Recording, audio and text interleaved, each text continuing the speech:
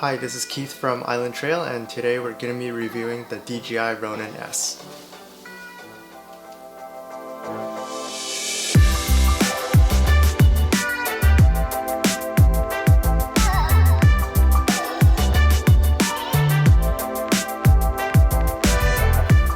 So when it comes to equipment for photo and video, I feel like I'm pretty picky as to what I want to buy. A lot of my time is spent outdoors rock climbing, so I'm already carrying a lot of gear. So in this case, I need to make sure that my equipment is minimal and it does what I need it to do. DJI released a handheld gimbal in 2018. Right away, I knew I needed to get this because it was going to drastically improve the quality of my videos. So let's dive into it.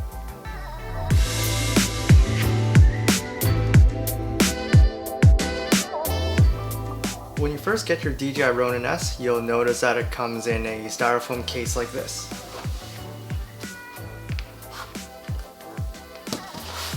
Now let's see what's in it. As you can see, it all comes nicely packed inside.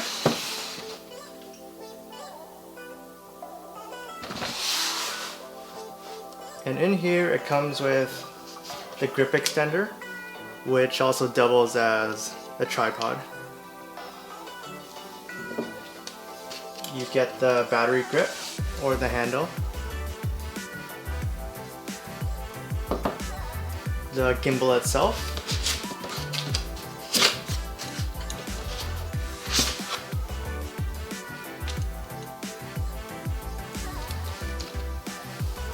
a little case with all your screws and tools and cables that you need. Base plate, put your camera on,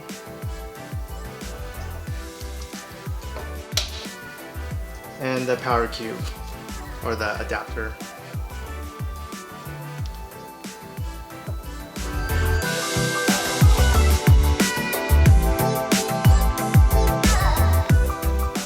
So the assembly of the DJI Ronin S is pretty straightforward.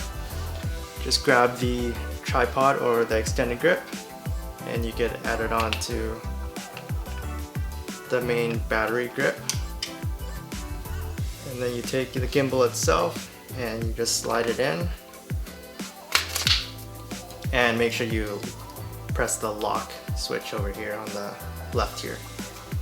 And I guess I need a camera for this as well.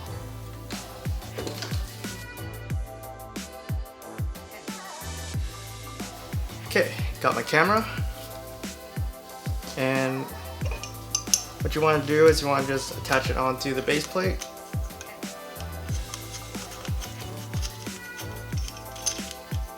And then you also want to get into the little pouch here.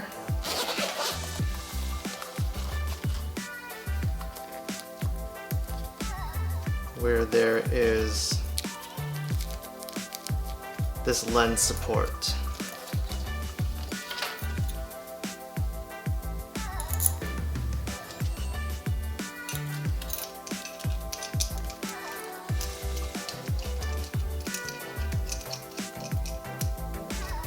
So just screw it in there. And then you can attach it onto your gimbal. You just slide in.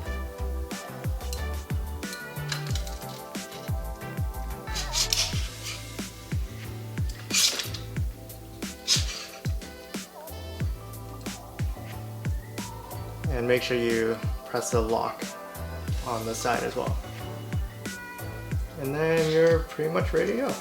Except you have to balance the gimbal.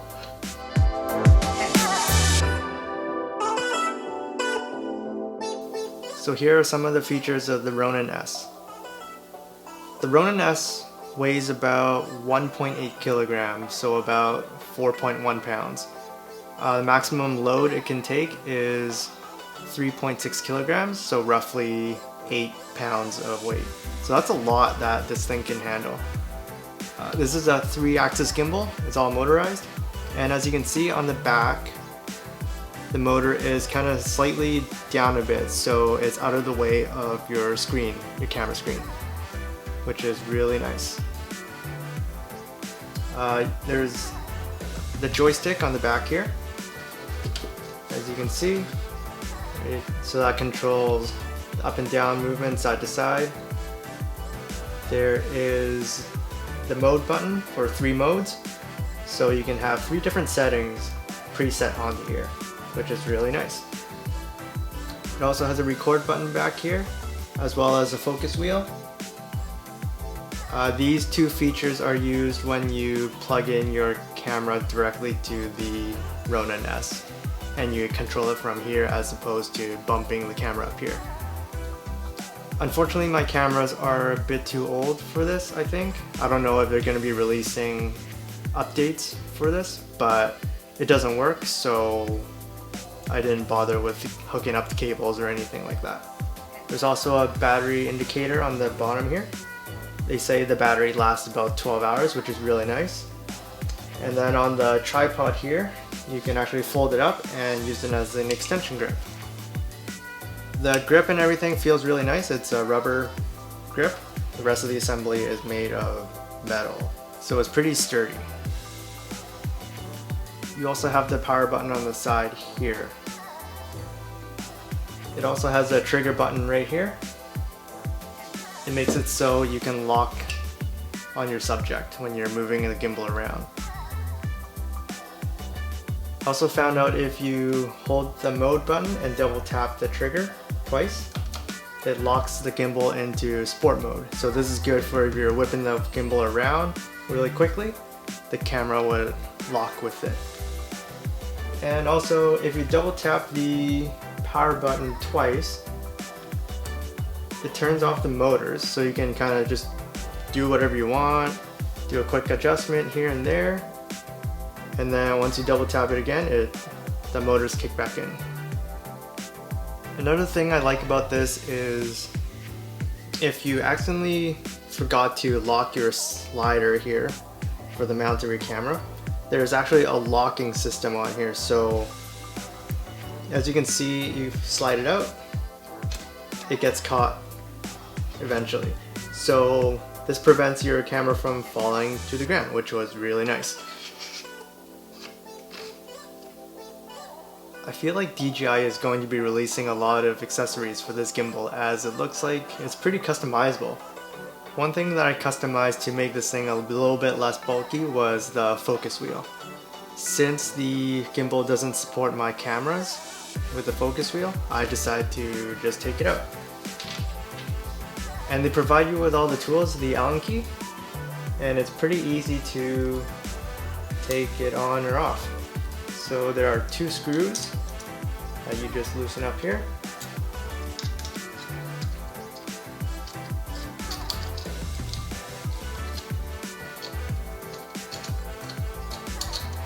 And there's your focus wheel. And you just replace that part with the plate that it comes with, and also the other screws that it comes with, and you just put it in.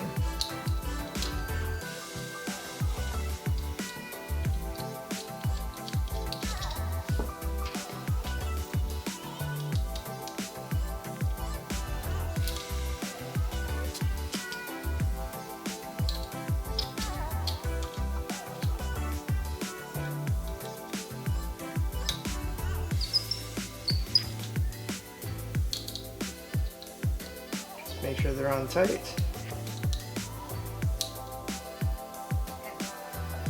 And there you go. You can also download an app onto your phone, which gives you additional features for your gimbal. I personally don't use the app in the field when I'm recording because my phone battery life sucks. So I try to use everything on the gimbal itself. Some of the features include being able to do 360 barrel rolls on the gimbal, being able to adjust the sensitivity and stiffness of each motor, being able to customize the joystick and how it responds. You can also set time lapses and motion lapses in the app. You can also customize the tracking of the camera as well. You can draw custom lines. And I think that's about it off the top of my head. If I'm missing any important features in the app, let me know in the comments below. Would love to hear from you.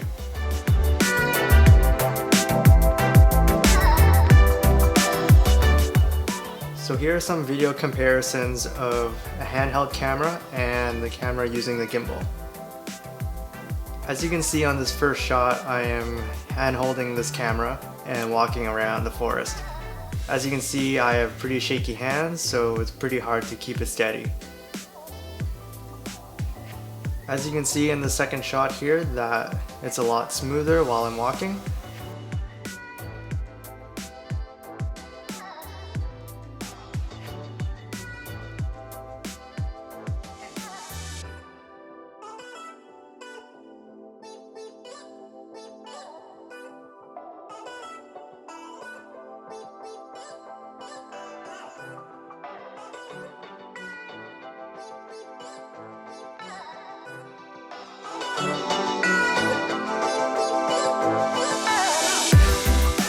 So after talking about all these good things about the gimbal, there's got to be some bad things about it, right?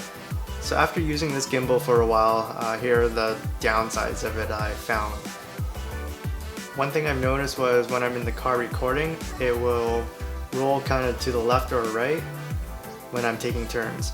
I don't know if it's because of a force thing or I don't know, but here's a clip of what I mean by it. So you can see as I'm turning, the camera kind of tilts to one side. You can kind of adjust this if you're running the app alongside as well, so you can kind of correct it as you go.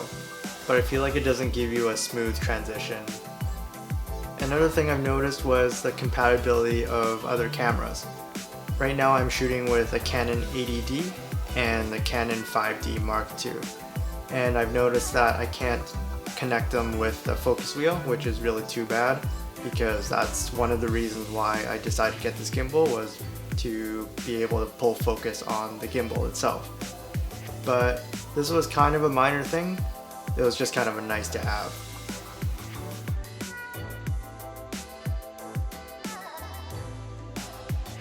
Overall, I think I'll rate this gimbal a 4 out of 5 stars. I don't think there's ever gonna be a piece of equipment that's gonna do everything that I want it to do. But I mean, for $1,000 Canadian, I think that's how much I paid for it. It's a pretty awesome piece of equipment to have. It gives you smooth footage, it's built like a tank, the battery life is really good on these things, and it's really portable compared to the massive gimbals that bigger productions uses. So overall, I think I would recommend the DJI Ronin S. Hope you all enjoyed watching this review. Don't forget to like the video and subscribe to my channel. If I'm missing anything about the Ronin S, feel free to comment in the comments below. And I'll see you next time.